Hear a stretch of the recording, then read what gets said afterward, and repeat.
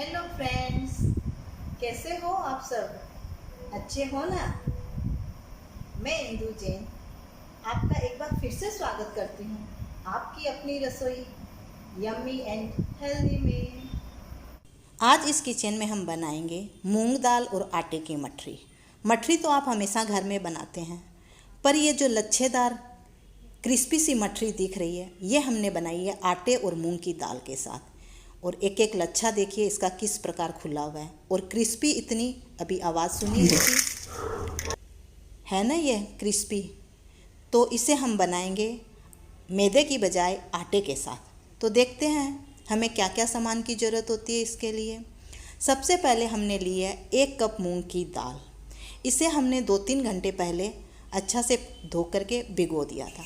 मूंग की दाल ये इस प्रकार की दाल है और इसका पानी मैंने एक छकनी के सहायता से, वो मैं दिखाती हूँ आपको कैसी है, इससे छान लिया था, क्योंकि हमें अधिक पानी की ज़रूरत नहीं होती है। और अब हम इसको देखते हैं कि दाल इस प्रकार भीग चुकी है, तब हम मिक्सी में इसे डाल करके पीस लेंगे।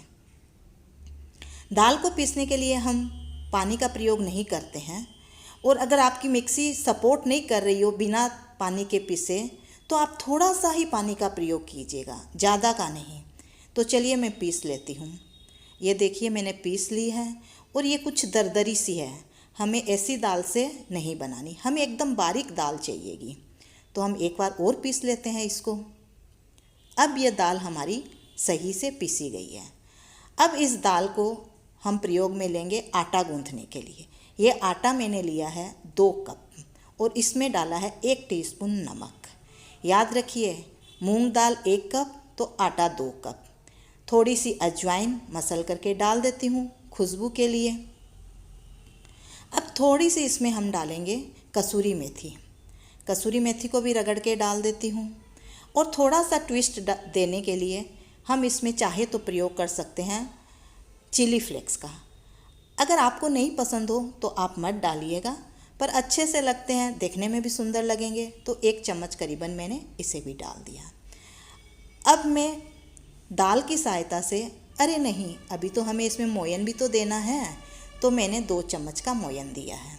2 कप आटा 2 चम्मच मोयन। हमने इसमें मोयन साधारण जो मठरी बनती है उससे कुछ कम ही दिया है, क्योंकि अभी हम इसकी परत बनाने के लिए कुछ मोयन का और प्रयोग करेंगे जो बाद में करेंगे। तो अब इस दाल की सहायता से हम इस आटे को गूंथ लेंगे। आटा हम एकदम टाइट टाइट ही गूंथेंगे, और चूँकि मेज़रमेंट एकदम बराबर रहेगा तो ये दाल लगभग पूरी ही लग जाएगी आटा को गूंथने के लिए। अगर फिर भी आपको लगे कि नहीं गूंथ पा रही हो तो आप थोड़ा सा पानी का प्रयोग कर सकते हैं, पर ऐसी ज़रूरत नहीं होगी, मुझे तो नहीं होएगी। आप देखिए आटा मेरा गूंथ चुका है। अब थोड़ा सा मथार लेते हैं इस आटे को, और आप देख सकते हैं कि ये मेरी मिक्सी में से पूरी दाल सेस हो गई है। अब आटे को मैं मथार करके थोड़ा सा इसको सेट होने के लिए रख दूँगी 15-20 मिनट के लिए। उसके बाद हम इसको बेल के आगे का काम करेंगे। इन बिटवीन हम क्या करते हैं कि इसकी परत खोलने के लिए हम थोड़ा सा इसका अंदर डालने के लिए पेस्ट बना लेते हैं। मैंने लिया है ये 3 चम्मच बड़ी वाली, जो हम लोग सब्जी में प्रयोग करते हैं, वो वाली घी। और अब इसमें लूँगी 2 हिप्ड टीस्पून, आप कह सकते हैं ये कॉर्नफ्लोर है। आप चाहे तो मैदा का प्रयोग भी कर सकती हैं, पर हमें एक पेस्ट सा चाहिए जो हमें इसके लेयर बनाने के लिए काम आएगा। इस प्रकार ये हमारा पेस्ट तैयार हो गया। अब हम देखते हैं कि आगे हमारा आटा भीग चुका है, तो हम आगे की तैयारी कर लेते हैं। आटा हमारा करीबन भीग चुका है, 15-20 मिनट हो गए हैं इस आटे को। और आप देखिए आटा मैंने किस प्रकार का गूंथा है। ये एकदम सॉफ्ट सा आटा है, पूड़ी का जैसा आप कह सकते हैं इस आटे को। तो इसके मैं 2 हिस्से कर लेती हूँ और इसके गोलाकार बना करके इसको बेल लूँगी। अगर आपको लगे कि ये कुछ ज़्यादा बड़ा हो रहा है तो आप इसके 3 या 4 हिस्से भी कर सकते हैं, जैसी आपकी सुविधा हो, इसमें कोई दिक्कत नहीं होती है। तो मैं इस प्रकार इसको अच्छा से मठार के इसका गोल आकार दे लेती हूँ और आगे फिर बेलने की तैयारी करती हूँ। मैंने ये स्लैब को अच्छा से पोंछ लिया, पोंछ करके साफ़ कर लिया था और अब इसके ऊपर मैंने बेलना शुरू कर दिया। अगर आपके पास में कोई बड़ा बोर्ड हो तो आप उसमें भी बेल सकती है, और या फिर अगर आपके गोले छोटे हो तो छोटे बोर्ड में भी काम हो जाएगा। अब देखिए मैंने कितना पतला बेला है, इसी प्रकार का पतला आपको बेलना है। और अब मैं इसमें हाथ की सहायता से इस पेस्ट को लगा लूँगी। आप चाहो तो ब्रश का प्रयोग भी कर सकते हैं, लेकिन मैं हाथ का प्रयोग इसलिए कर रही हूँ क्योंकि ब्रश से थोड़ा ज़्यादा लग जाता है ये जो मैदा और ये जो पेस्ट हम बना रहे हैं ना वो। तो फिर क्या होगा कि जब हम फ्राई करेंगे तो मैदा तेल में छूटेगा, इसलिए मेरी कोशिश यही रहेगी कि मैं कम से कम पेस्ट लगाऊं। तो मैंने एक फ़ोल्ड किया इसको, फिर इधर भी पेस्ट ये लगा हुआ था तो इसको भी फ़ोल्ड करके इसके ऊपर रख लिया। अब वापस मैंने इसके ऊपर में ये पेस्ट लगाया है, इसको लाके मैंने फिर सेंटर में रखा और उधर का वाला भी लेकर के मैं सेंटर में रख लूँगी। इस प्रकार मैंने सेंटर में लाते हुए आप देख ही पाए हैं कि किस प्रकार इनको फोल्ड दे दिया है।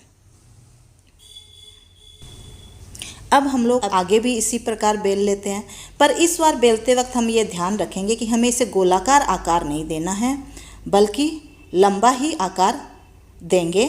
स्क्वायर शेप में हम इसे बनेंगे, क्योंकि गोलाकार में तो फिर वही वाली वापस लंबाई चौड़ाई बेलने में थोड़ी अच्छी नहीं लगेगी। तो इस प्रकार आप देखिए मैं किस प्रकार इसे लंबा आकार दे रही हूँ। अब मैं इस पर एक बार वापस से पेस्ट का प्रयोग करूँगी, अच्छा से पेस्ट लगाऊंगी ताकि हमारी जो अंदर की जो लेयर्स है जब हम मठरी तलें तब एक एक खिल करके आए। अगर हमने पेस्ट को यहाँ अच्छा से नहीं लगाया, सब जगह नहीं लगा, तो फिर होगा क्या कि हमारी जो मठरी की परतें हैं वो सारी अच्छा से नहीं खुलेगी। मैं इसको लेकर के आती हूँ सेंटर में, ये मैंने सेंटर में रखा। अब इसके ऊपर एक बार फिर पेस्ट लगा देते हैं और अब वापस दूसरा वाला हिस्सा भी उठा के इसके ऊपर रख देते हैं। थोड़ा सा सावधानी से रखना पड़ेगा, अगर आपका गोला छोटा हो तो उतनी सावधानी की आपको ज़रूरत नहीं पड़ेगी। इस प्रकार हमने इसे दबा दिया। चूँकि मेरा गोला बड़ा था, जो आटे का गोला मैंने बनाया था, तो इसलिए मैं इसका 2 भाग कर देती हूँ और अब मैं इसको एक बार फिर से बेल लूँगी, बस लंबा ही बेलूँगी। तो ये मेरा बन करके तैयार हो रहा है। अब मैं इसको स्ट्रिप में काटूँगी, करीबन आधा इंच की स्ट्रिप में रखूँगी। इस प्रकार मैं सारी स्ट्रिप्स अपनी तैयार कर लेती हूँ। इधर मैंने तेल भी गर्म होने के लिए रख दिया है, तो ये तेल हमारा गर्म हो चुका है और अब हम इसमें एक एक करके ये सारे डाल देते हैं। डालते वक्त हमको इस बात का ध्यान रखना पड़ेगा कि हमारा तेल अच्छा से गर्म हो जाए, लेकिन जब हम डालें तब हम गैस की लो धीमी रख दें। अगर हम ऐसा नहीं करेंगे तो हमारा होगा क्या कि ये जो मठरी हम डाल रहे हैं वो ज़्यादा तेल ऑब्जर्व कर लेगी। तो इस बात का आप विशेष ध्यान रखिएगा कि तेल को अच्छा से गर्म करिए और उसके बाद में गैस की आंच को एकदम धीमी कर दीजिए और फिर एक एक करके मठरी डालिए।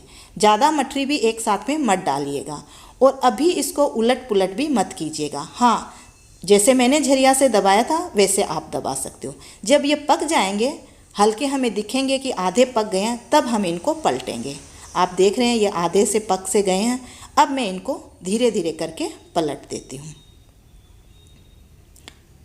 बड़ी सावधानी से पलटेंगे क्योंकि क्रिस्पी है, तो ये न हो कि हमारे तेल के अंदर ये टूटे। तो इस प्रकार हम सावधानी पूर्वक इसको पलट लेंगे। गैस की लो धीमी रखेंगे।